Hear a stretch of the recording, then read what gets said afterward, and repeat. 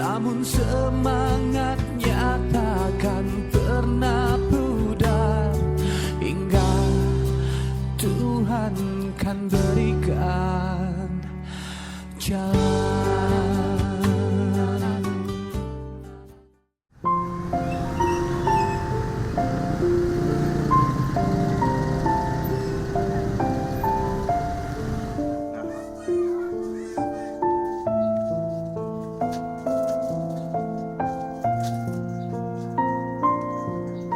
Di dapur nan sederhana ini, Neni selalu mengolah menu makanan untuk keluarga tercintanya. Tak banyak perkakas terlihat, hanya sejumlah peralatan tua yang cukup ia perlukan untuk memasak dan makan saja. Meski harus menahan dinginnya lantai yang hanya beralaskan selembar karpet tipis, Neni berharap tumis genjer yang tengah ia persiapkan dengan penuh rasa cinta kasih ini memiliki cita rasa yang lezat untuk dinikmati nantinya. Beberapa siung bawang putih, bawang merah, irisan cabai dan tomat menjadi bumbu andalannya untuk menumis sayur genjer yang telah ia siapkan sore kemarin.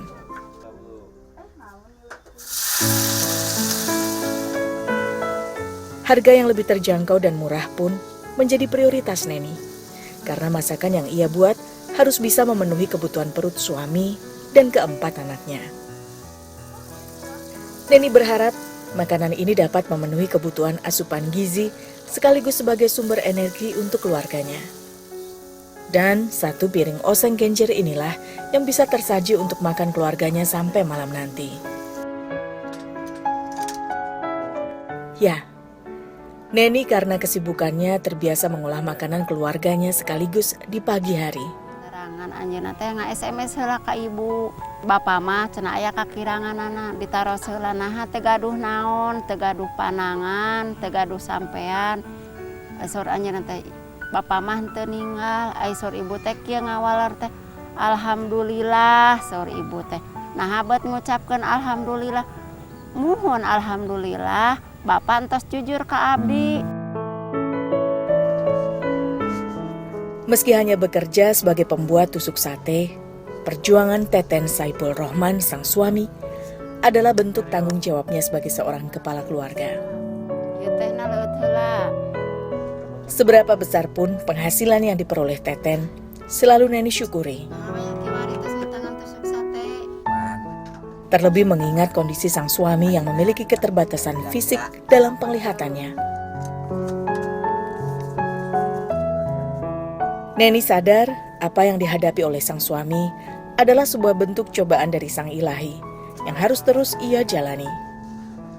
Baginya yang terpenting, sosok di hadapannya ini bisa menjadi seorang suami yang penyayang dan bisa menjadi suri tauladan bagi keluarga.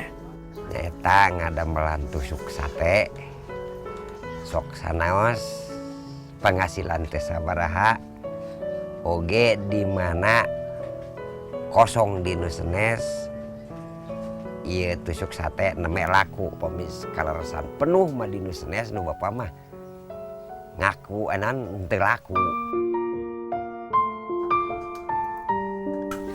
Neni selalu yakin bahwa Tuhan telah menganugerahkan Teten sebagai jodohnya. Jadi gugah atau siang angkat sekolah. Untuk membantu memenuhi kebutuhan keluarga, ia mencoba memaksimalkan perannya. Pak, biangkat heula ka pabrik, sarapanan terus disiapkeun dina meja. Besok hati-hati. Tak cuma sebagai istri dan ibu rumah tangga saja, namun ia juga berupaya untuk bekerja guna menambah penghasilan keluarga.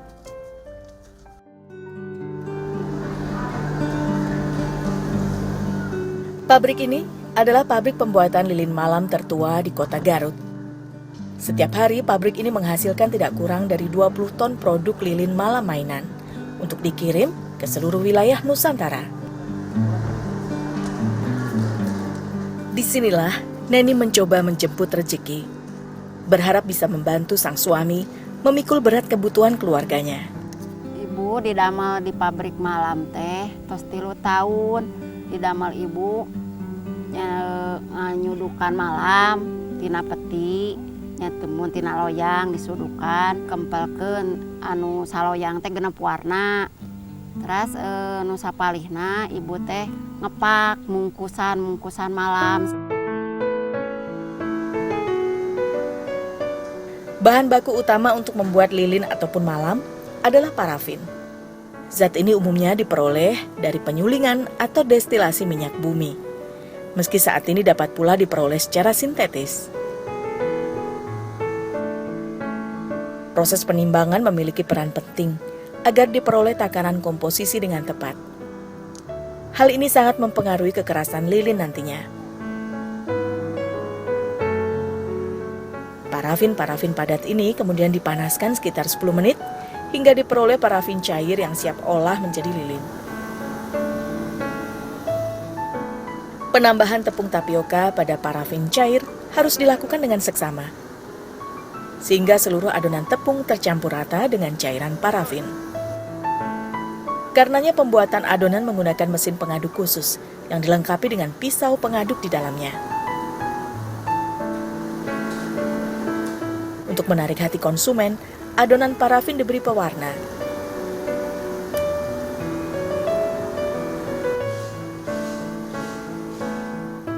Dan bila sudah teraduk sempurna, adonan malam pun siap dicetak dan dipotong sesuai ukuran.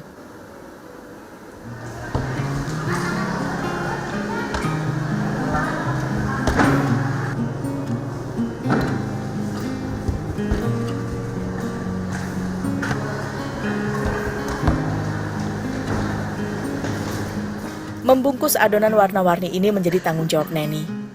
Pekerjaan ini ia jalani sejak pukul 6 pagi hingga pukul 3 sore hari. Ia selalu berdoa, semoga apa yang ia upayakan selalu menjadi mudah dan berkah bagi keluarganya. Upah di pabrik teh sehari dipasihan 5.000 sadinterna teh, tapi di 2 mingonkeun. Upami nu sapalih nama nyuduk ngepak, upami ngepak anu ageng 8.000 rupiah sapeti. Upami nyuduk ngisi peti upami 5 panginten 5 kali 3.000 sapeti 5 kali 3 15.000. Upami diperhitungkeun lebihna 30.000.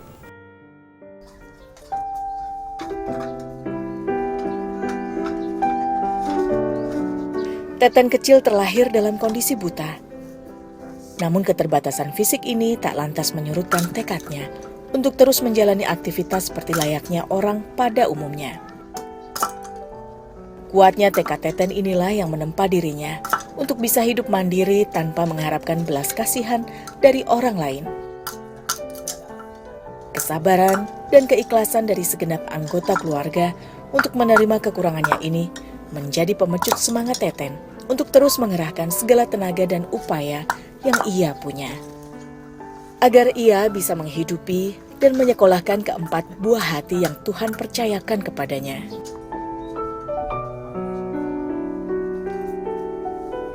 Pak Abi bade angkat kelas sekolah. Sekolah, sok hati-hati. Assalamualaikum. Tanggung jawabna ageng si bapak teh gitu. Sanaos si bapak ukur ngadamelan tusuk satenya, tapi keperyogian sehari-hari kacumponan.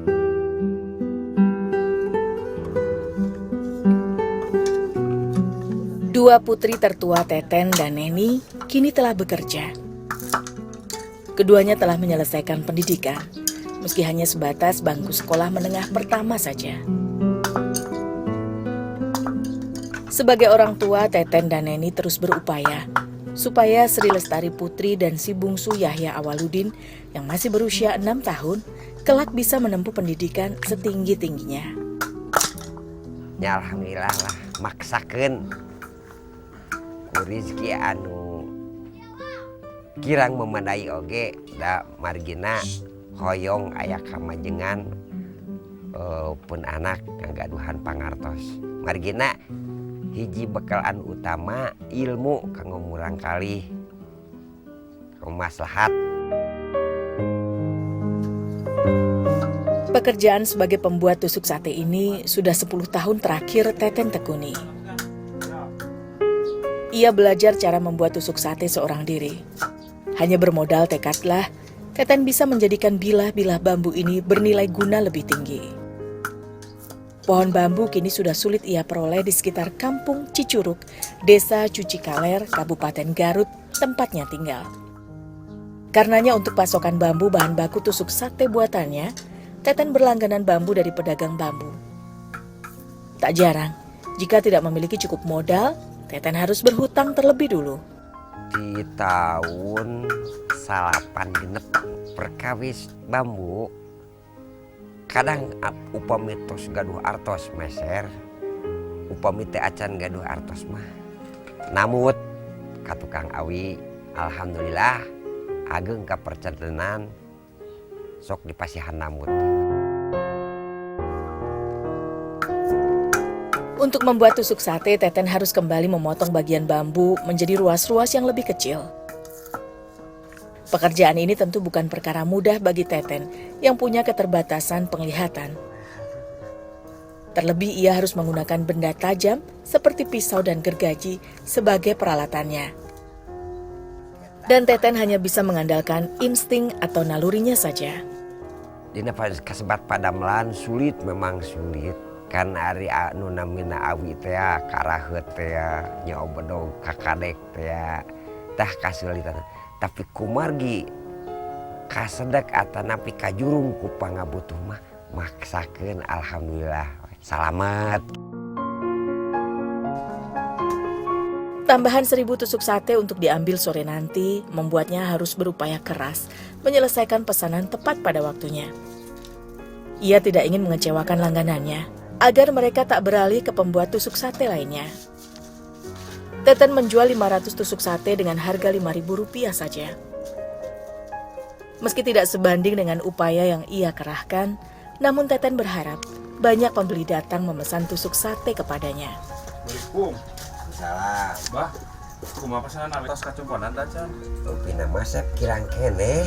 Engke paling tiasa oge sonten Sabar sana apa obat lu teh, Pak? 20.000. 20.000. Ya, Bah, tuh atas nanya.